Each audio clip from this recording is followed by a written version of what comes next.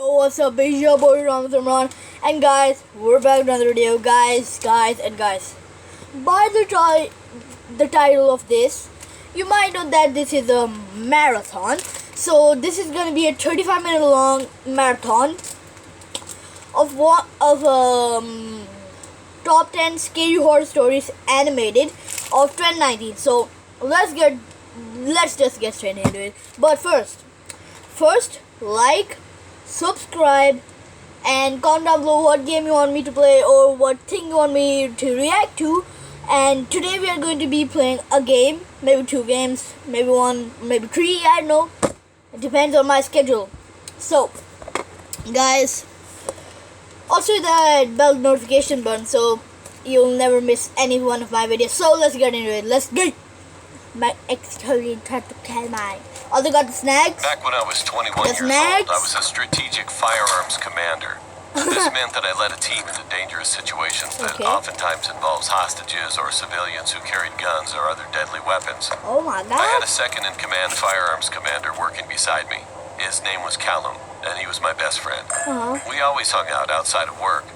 While on duty, he would always joke around and make us crack a smile, even when we were... Guys, first of all, if you hear something like that's not normal, and if you see something over there or here or anywhere, please let me know in the comments, please. Pretty distressful stuff. We once had a case where a man had possession of a firearm, and we were assigned to take care of it. Oh my god. Callum seemed particularly eager and jumped out of the van before he came to a full stop. When the rest of the team reached the scene, the man was already shot. Callum still had the gun in his hand. What? Soon after, I asked Callum why he was so eager to do it. And he said he had no specific reason. He was just excited. I believed him because he was my best friend. Later on, when I was looking at the man who was shot, I looked him up on social media and realized that he and Callum added each other on Facebook. Upon further investigation, I realized that there were thousands of messages sent between the two where Callum revealed sensitive information about several operations. I knew that he killed this man on purpose, but I had no way of proving it. He was taken to court and was sentenced to 3 years. Hey, bro, you just saw that and you knew that happened and you sent it into extradition. For perverting the court of justice. I testified against him and was no longer his friend. When I was 24 years old, I was still on the firearms team. All that happened with Callum was behind me, and I was happy with my life. One night I went home really late after work. Callum was there. As I walked to my apartment, I realized that it was trashed. I called the police and they reported it, but there was not much they could do because I didn't have a CCTV. As I got into bed, I saw that there was a note on my bedside table. All it said was, "Remember me." Oh, Callum, you naughty boy. I instantly recognized Callum's handwriting. And now that he was out of prison, I thought that he would move on with his life. I was so wrong. This was his revenge. The next day, I went to the underground parking lot and I saw that my windscreen was smashed. No. It was clear that he wasn't over me testifying against him. Soon after, I also saw him near my apartment. I ran after him, but he ignored me and ran away. I tried calling his old number, but it was no longer in service. Then an envelope was sent through my door, and it contained hundreds of photos of me at work, home, and even out with my girlfriend at clubs and restaurants. Oh my god. These were all taken very recently. The last one, though, was a picture of Callum and I from years ago, and on the other side, written with a big red marker, were the words, "You're dead." Don't tell me that's I reported blood. this as stalking and hoped he would end up back in prison. The police had gone to his listed address, but there was no one there. In fact, Dang it. all of his bags were packed. I knew he was still in the area somewhere, though. One day I was by myself in an unmarked car, and I saw this Toyota Yaris, and it was driving close behind me. It was my gut instinct to get the plate number checked, and I was going to.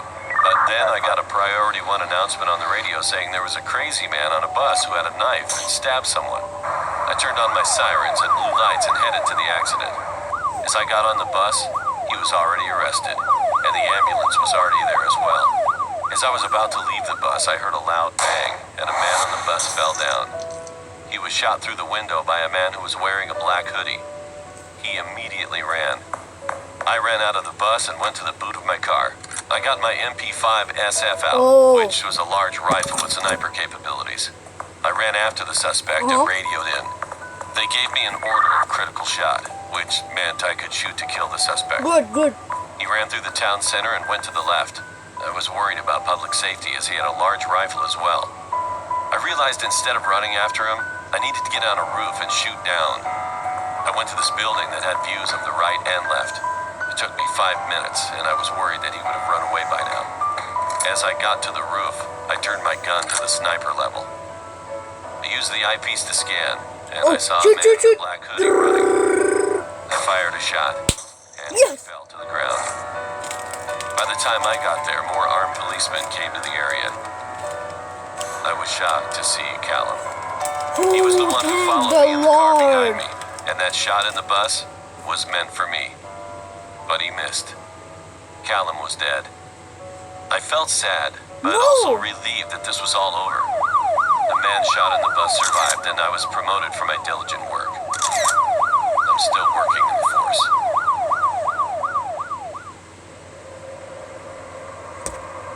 What the bro? This happened when I was in... Did you just hear that? Listen. Wait. Look at that. I met the guy who ate human flesh. I don't even want to... Well, let's see. This happened when I was in college. I was 20 at the time, studying for an upcoming exam in biology. That is, until my roommate busted in my room. She wasn't yelling, but I could see she was drunk by her excitement.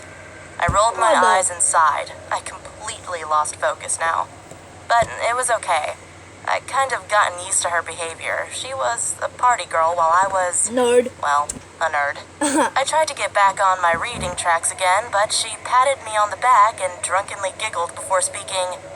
Come on, Jasmine. Every time I see you, you're always reading a book. I sighed before... Every time I see you, you smell like alcohol. Speaking. And every time I see you, you smell of alcohol and vomit. She frowned at me. How about this? I'll be quiet all week if you come to this party tomorrow at 8. I wanted to say no, but then I thought about it. Yeah. I mean, I do always work really hard. Besides, she won't barge in like this for the whole week? Sounds too good, I thought to myself. So I nodded and continued to read. We got ready. I hadn't dressed up in ages, so I was kind of excited. The party was loud, filled with drunk people making out, bumping and dancing. The party was hosted in a basement-like setting, only it was much bigger and had a lot of space. I'm not going to lie, I did have a few drinks. I wasn't drunk, but I was definitely tipsy. So, as my view became tilted, this guy comes out of nowhere and has small talk with me. He was fairly attractive. He didn't seem drunk. We met and exchanged names. From what I remember, he had red dyed hair and blue eyes. This guy looks dreamy, looks good, looks like the protector, but he's gonna be the killer. I'm betting it for like $1 million. He was white and about 6 feet. His name was Luke. We laughed and talked about topics like studying and books and that kind of thing. The talking went on for about a half an hour. He then said, Hey, I'm going to get another drink. Want anything? And I said, why not? I mean, I'm having fun. Later on, he came back with drinks. And the next thing I remember, we were making out in the corner of the party room. Besides, I needed to be on campus in the morning. What? Me? Want to go back to my place? Which I politely declined. I already know what he wants. Besides, I needed to be on campus in the morning. She thinks that I'm gonna do all that stuff, but if we go, then dead. Come on, I promise it will be fun. I remember that he kept on trying to get me to go, but he gave up after I made it clear I wasn't interested in going to his place. He rolled his eyes angrily and gave me a paper with a number on it. Fine. If you change your mind, give me a call. No. He leaned close to me and whispered against my ear. Rolled his eyes Wait, then. angrily and gave me a paper with a number on. Yeah, but first red flag, he's angry about you not coming. And that's the first red flag, and that's a red flag. I mean, that's a red flag. Mind, give me a call. He leaned close to me and whispered against my ear. Then he walked out, and the rest of the night was a complete blank. This is the biggest The next day, word in the I woke world. up inside my college bedroom, on my bed, next to my roommate snoring on her bed as well. As I got up to shower, a paper fell out of my pocket. It's him. It was the number, which made me remember that guy. But I had more important things now. I showered then and went to study. I remember reading my book when all of a sudden I felt dizzy. Then I woke up in the bed with police officers and nurses talking next to me. Turns out I had this dangerous allergic reaction that could only be caused from saliva or any bodily I fluids told that had you come from that guy decaying was or the rotting thing. flesh. The guy, Which to my bad surprise guy. was weird. I hadn't been And kissing why does anyone, he even let alone ate anything raw. Then I remembered the guy. I told the police about the guy at the party and gave them the number he gave me. That guy is. A few weeks passed and my allergies went down, so I could live my life normally. I just finished my test when my phone rang. I answered it, and it was the police. Popos. The popos. Turns out the guy from the party had 2 dead, decaying women's I freaking told you. bodies inside his apartment. We don't need to see this, bro. No.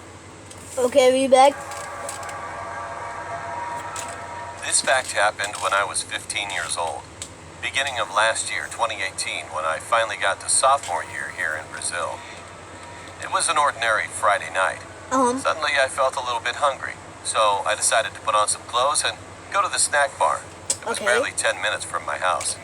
What kind of I clothes usually that, pass you through the alley dad? to go to the snack bar, Jeez. but that time everything was so creepy in there. The heck? When I was halfway there, it was dark. Oh no, empty, abnormally cold and gloomy. That's creepy. I felt slightly intimidated, but there was nothing there that could really harm me. Nah, that's creepy. So I decided to just go through that alley. Then I thought, nothing's gonna happen. I kept going until I suddenly heard something weird on the other side of the alley. There was a man in there, staring at the walls in hunchback stance, grunting weirdly.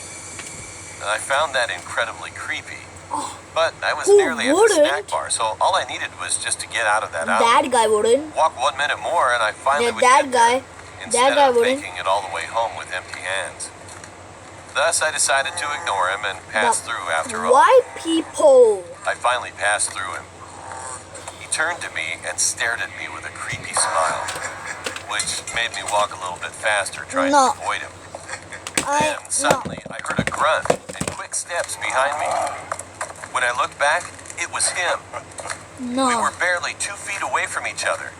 He had a kitchen knife in his right hand and jumped on me with amazing speed and tried to stab me. I managed to grab both of his arms and we were 4 feet away from each other. Wait. He had a kitchen knife in his right hand and jumped on me with amazing speed and tried to stab me. I managed to grab both of his arms before he could get me. However, since he was charging at me, he still had more energy to push me back and force me against a wall. I was terrified with all of that. I knew I would die if I didn't fight back. Back then, I was already trained in somewhat martial arts to defend myself, but that I thought I'd never need to use that skill to defend my life until now. So, in a sudden burst of adrenaline, I managed to twist the wrist which he was holding the knife, kicking his stomach, and punching him mercilessly in the face several times. In the end, his face was bleeding so much, but his body was ignoring the pain of the blows in his body and only focusing on killing me. Finally, I used a training that I took before to twist both of his wrists and elbows harshly at the same time, forced in 2 different directions, and kicked the backside of his leg, putting him to the ground until ultimately he could drop the knife. It wasn't easy because he was struggling and punching my back and somehow trying to jump on me. But since I had his arm under my grasp, he couldn't do much without breaking himself. I slammed his head in the concrete ground, stunning him, then kept striking his face desperately while kneeling over his arm so he wouldn't be able to react and reach his knife again. Then finally, he was out, bleeding a lot. This guy's really My a knuckles were unit. full of blood and hurt. So I got up, took his knife, throwing it far away from there, and ran away from it. I finally got to the snack bar, washed my hands in there, and did everything I had to do before going back home. But obviously, I didn't take the same path as I did before. Guys, I'm gonna just rewatch that. If you don't want to watch it again, you can just skip it. Because I want to see the fighting scene. So, in a sudden burst of adrenaline, I managed to twist the wrist which he was holding the knife, kicking his stomach, punching him mercilessly in the face several times. In the end, his face was Once in school, I kicked someone so hard they fell down. And they would bleed. bleeding so much, but his body was ignoring the pain of the blows in his body and only focusing on killing me. Finally, I used a training that I took before to twist both of his wrists and elbows harshly at the same time, forced in two different directions, and kicked the backside of his leg, putting him to the ground until ultimately he could drop the knife. This guy's a real It wasn't easy because he was unit. struggling, punching my back, Real and somehow unit. trying to jump on me. But since I had his arm under my grasp, he couldn't do much without breaking himself. I slammed his head in the concrete ground, stunning him. Then kept striking his face desperately while kneeling over his arm so he wouldn't be able to react or reach his knife again. Then finally, he was out cold, bleeding a lot. My knuckles were full of blood and hurt. So I got up, took his knife, throwing it far away from there, and ran away from him. I finally got to the snack bar, washed my hands in there, and did everything I had to do before going back home. Snacks. But obviously, I didn't take the same path as I did before. But there were things that got much creepier. That was at the entrance of my apartment, where I heard screams coming from the other side of the street. It was the same crazy man. Now, seeming like he was possessed by a demon, and he was slamming his head on the iron door of my building's entrance. His face was horribly deformed and scarred from our fight. That freaked me out completely. My parents were on a trip, and the watchman of our building was on vacation. I wasn't going to fight that man again, so I decided to rush to my girlfriend's house. Oh, When I got there, she was home alone. She looked worried because I was looking pale, and there were still some marks of the man's blood on my clothes. I explained everything to her, and we called the police to come by my building. But when they arrived, the man was still in the entrance trying to force the doors unsuccessfully. When he saw the police, he attacked them, but got quickly dominated by the cops. They explained that he was probably a crazy psycho in the streets looking for prey to rape, kill, or do anything he wanted to the person. So they sent him to a high-security mental asylum for criminals, Finally. far away from my house. I feel so lucky that I survived that day, and yeah. I'm hoping that I will never see that man again. Neighbor. Who is the I laid neighbor? poolside, perfecting my tan for the start of school next month. Mom was in the kitchen, cooking her famous fettuccine alfredo. And Dad Fettuccine was on the way home with Alfredo. a movie from Redbox. Never had that. My life was perfect, but everything was about to change. Guys, by the way, today's my mood night, so we're gonna watch movies. The arrival of a new neighbor next door. He Uh-huh. was a former police officer, probably mid-50s, possessed a firm drill sergeant-like tone, but was very friendly and talkative. Initially, he seemed like a good fit for the neighborhood. He was cordial, always made an effort to wave or say hi, and the presence of someone with a law enforcement background provided a sense of security. But everything began to unravel quickly, and the catalyst seemed to be me. My neighbor took a sudden and keen interest in me. Whenever I went outside, I could feel his eyes examining me.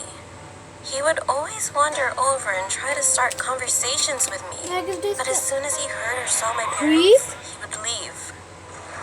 He asked me if I had any social media accounts. When I lied and said no, he asked if he could take a picture of me and proceeded to snap a pic before I could reply. I felt completely unnerved and frightened about his intentions for me.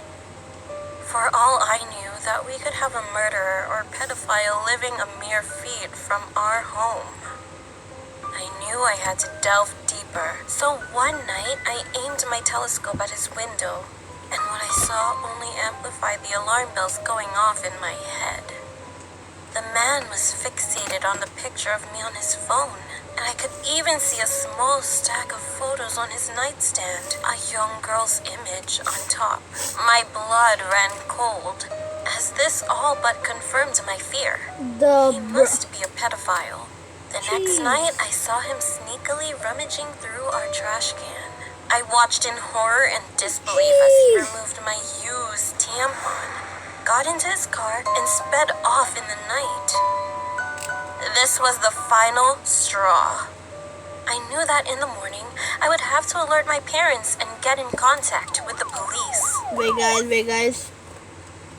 The last straw. And next morning, I awoke to the sound of police sirens and a loud commotion downstairs. I hopped out of bed and saw my parents being taken away in handcuffs. I started screaming and crying as I rushed towards the door, but I was stopped by What the is this guy? I'm so angry. With a horrified expression, he muttered, "I'm so sorry. Those aren't your real parents. You were kidnapped and missing the past 14 years. DNA test confirmed it." Oh my. Oh, so that guy was a police. Oh, baby. Okay. It was on Friday night. I was finishing the last deliveries that I worked for. Little man. I was headed to the bar that I would usually go to every night to grab a glass of wine. I noticed there was a new bar that had... That is that line. Where's that line? If you ever see something in that line, please tell me in the comments. recently opened, Please. a kilometer away from the usual bar. So I decided to try it out. When I arrived and pushed the entrance door, I noticed something very weird. There were only 5 people inside, and they were all dressed in Halloween costumes, like vampire, ghost, werewolf, witch, and black magician. I felt really uncomfortable because I was the only ordinary person there, and also because Halloween was over 2 days ago. Yeah, boy. I was still awkwardly standing there blocking the entrance when all of a sudden, all the people started staring at me as if I had done something terribly wrong. I made my move and walked over to the bartender. The bartender looked almost like a real executioner. He asked me rudely in a gruff voice, "What do you want to sacrifice, blood or flesh?" That creeped the hell out of me, but I thought this was his way of taking a Halloween order of alcohol. So I requested to him, "1 glass of blood, please." He turned around, grabbed a wine bottle, and poured it into a wine glass. Later, he opened a drawer and took out a black satanic pentagram necklace. He dipped the necklace 3 times while muttering something into my drink. To my surprise, the wine turned black in color, and he placed the glass on the table and told me to drink it in 1 shot. I was really thirsty at that moment, so I took the glass and drank it completely. It was quite strong, and my vision was slowly starting to blur. He's a real executioner. I paid the bartender and left the bar immediately. While I was walking, I started to feel dizzy, and my vision was worsening. I wasn't focused on where I was going, as my mind was in a vision of all the faces of all the people I saw in that bar, maniacally laughing and giggling at me. All of a sudden, I had already arrived home during my vision. At first, I was relieved. But when I closed the door behind me and turned around, I knew that I was in the wrong house. It was completely abandoned, cold, gloomy, and barely lit with the rays of Bro, moonlight. guys. I tried to open the door, but it was totally locked. Right when I was going to run into the door to break it, I heard the upper wooden ceiling was creaking, as if someone was up there walking slowly, step by step. I was really afraid as I had no weapon to protect myself. I tried to call 911, but had no reachable service to call. My How only far option did was he to go? go upstairs and find my way out. I carefully walked upstairs and reached the top. To my left was a dead end, but to my right I saw a hallway with 3 doors on each side. I opened the doors one by one to find nothing but dark, empty rooms Way back. each side. I opened the doors one by one to find nothing but dark, empty rooms Okay. and no way to escape. Finally, when I opened the 6th door, I saw a pentagram was drawn on the floor with 5 candles around, touching all 5 corners of the star. Demonic stuff. This sent me back to where the bartender dipped a necklace with the same symbol into my drink. And there was a figure floating vertically right above the symbol below. But the light provided by the candles was not enough for me to figure out what was floating. Accidentally, I dropped my phone on the old wooden floor, which created a loud sound. The figure was slowly advancing to my direction. I quickly backed off and hit my head against a wall behind. That figure, I Stupid. can't forget it. My body was completely paralyzed when I saw that the same bartender at the bar was this guy. He was still dressed as an executioner and faced my powerless body. To make matters worse, the doors of the empty room started opening on their own, one by one, and out came all of the 5 people I saw at the bar. They were all laughing at me to the point I passed out. Then I heard silence. Then I woke up and realized that I was in a hospital. I asked one of the nurses what was going on. She told me that a group of teenagers saw me walking out of the forest Wait, guys, I'm coming. Okay, guys, back into it. and then walking to the abandoned house. They tried calling out to me, but I didn't respond, nor Sarah. look at them. Then the group saw me entering the house, Wait, this and guy when they got tried to open possessed? the door, Oh, it did was he go- locked. And so they called 911 thinking that I was trapped in that house. 30 minutes later, the police staff arrived and broke open the door and found me unconscious lying on the floor. Holy. They brought me into the hospital Bruh. and were trying to investigate what had happened in What? that abandoned house. Later, I told police officers the whole story when they came to ask, but they didn't seem to believe me. Yeah. While some of them were laughing, thinking that I was making it up. After that, I went home and directly went to sleep. Yep. The next morning, I hurried to the bathroom because I had to vomit very badly. Why? And after I did, I noticed that my vomit was black. To forget things, I tried taking a cold shower. Wait, And when I was showering, guys, And after I did, I noticed that my vomit was black. wait a second. To forget things, I Wait a tried second. taking a cold shower. Look what's. And when Did I you was see what was showering, on his I back? felt a sharp sting on my back. Then, when I changed the water temperature from cold to warm, the sting started to feel even more painful. Yeah. I turned back with my head, barely making it to see behind. Then I was shocked for life. See? I had the same satanic pentagram carved on my back, which was Holy. surely done by a sharp object.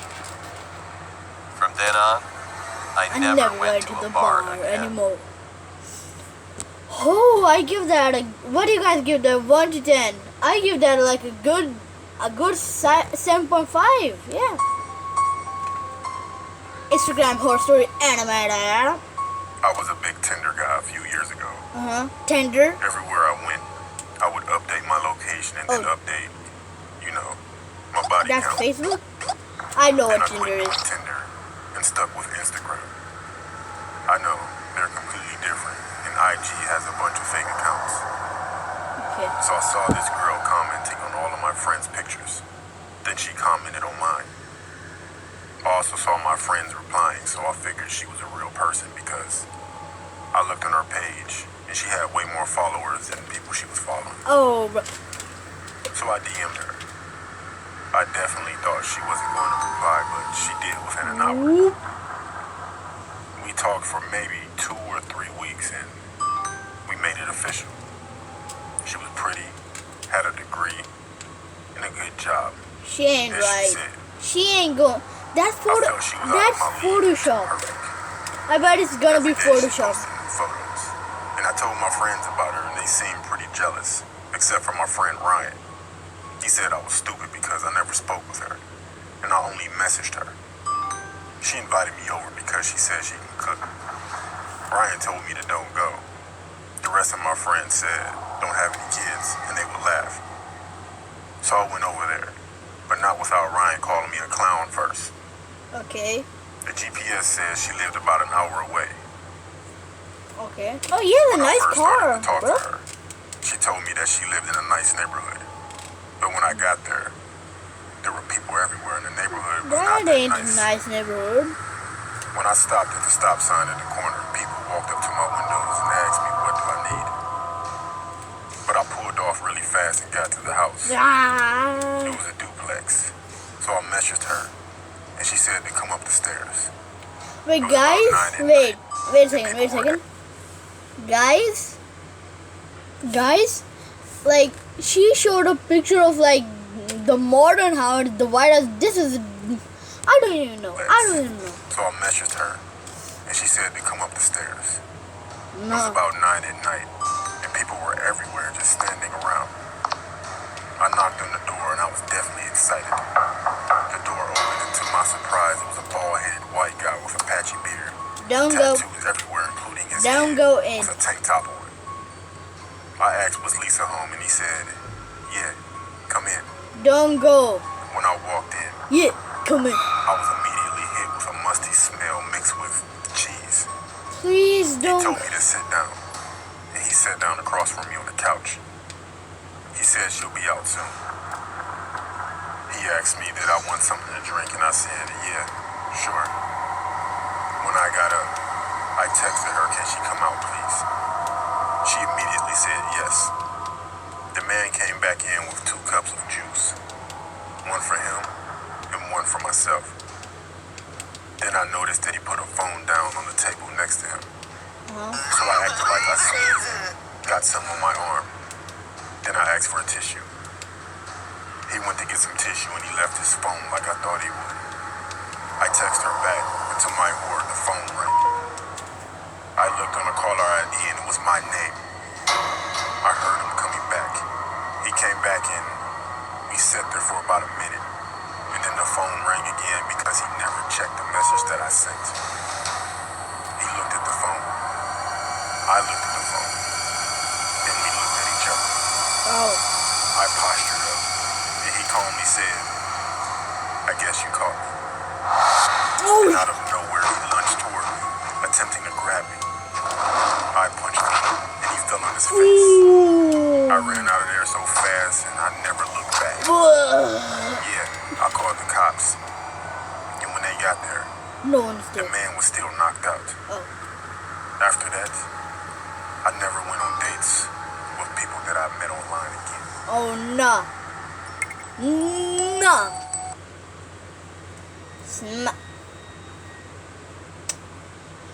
I was 10 years old, and I was home alone. But that wasn't a big deal because we lived in a small city. My mom and dad were at my grandma's house. I couldn't go because I was sick. It was around 9 p.m. when I was about to go to sleep. My room was Bruh. That cat scared the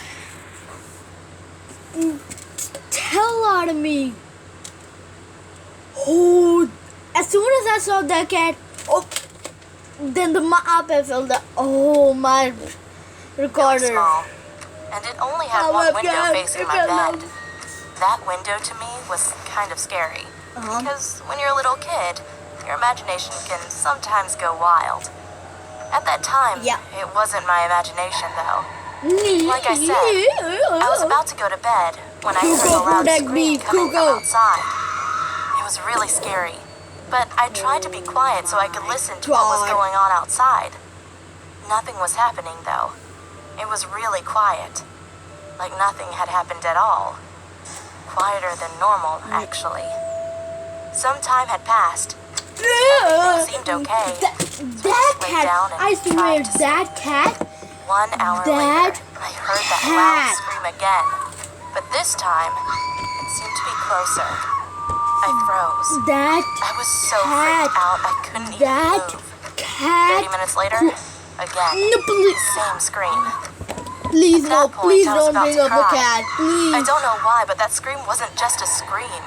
It was at this high pitch, and it was just so creepy. Finally, 15 minutes later, I saw something at that Please window. don't bring up. It was a really skinny woman, and she seemed so happy for some reason. She was smiling, and her smile was so big and creepy. When I saw her, I started crying, and she started screaming again. I was horrified. She was just looking at me, smiling and screaming for the whole night.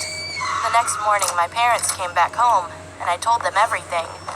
They called the police, and the police found out that my window, that was facing my bed, was broken. But it didn't seem like it was broken with some sort of weapon, but as if it were broken by a really high pitch.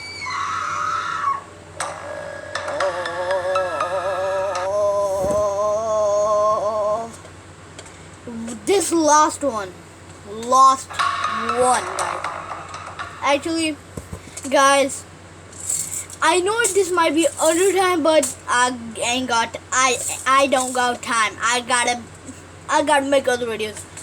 But guys, first of all, subscribe, hit that like button.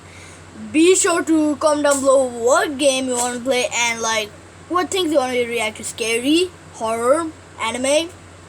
I can do anything. Sad. Who knows? Who knows? So guys, as always, be sure to share this with everyone you know. And good fry. Good. Oh, that's my new catchphrase. Good fry. Good fry.